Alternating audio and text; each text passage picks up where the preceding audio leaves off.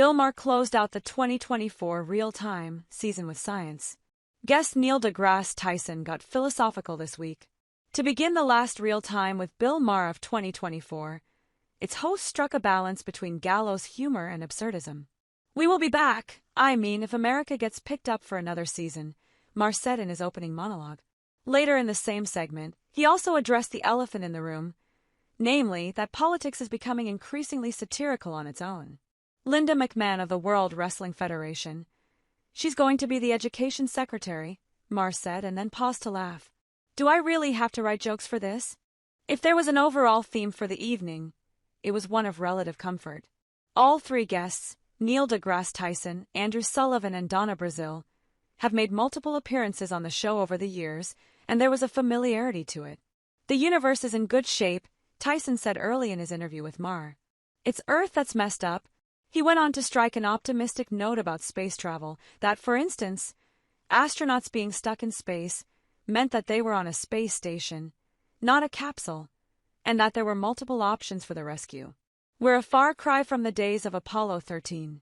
Tyson was on the show in part to discuss a revised version of his debut book, Merlin's Tour of the Universe, which he described as having been written to hone all the ways I can teach science to people.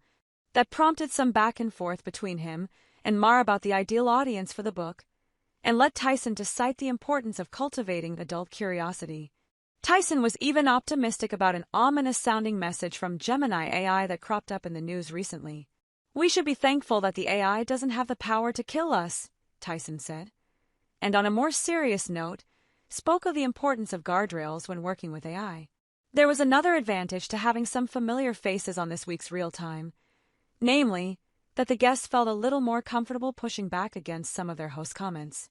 That included Tyson memorably commenting, "Bill, every 20 minutes on your platform, you come up with another reason why the Democrats lost during one politically charged exchange." Brazile, too, didn't seem convinced by Maher's arguments about wokeness and the 2024 election. "I'm not going to get into this. The people are too damn woke." "That wasn't an issue," she said. Later, she spoke of the importance of building large coalitions, not alienating constituents. Politics is about addition, not subtraction. Maher also seemed skeptical of some of the rhetoric coming from the incoming administration. "Let's see what happens to the disruptors when the corn lobby weighs in," Maher said. And by episode's end, he suggested that his audience not let political conflicts destroy their ability to feel happiness. "Don't let Trump live in your brain like RFK's worm," he said. It's an odd message to close out the season. Then again, it's also been an odd year.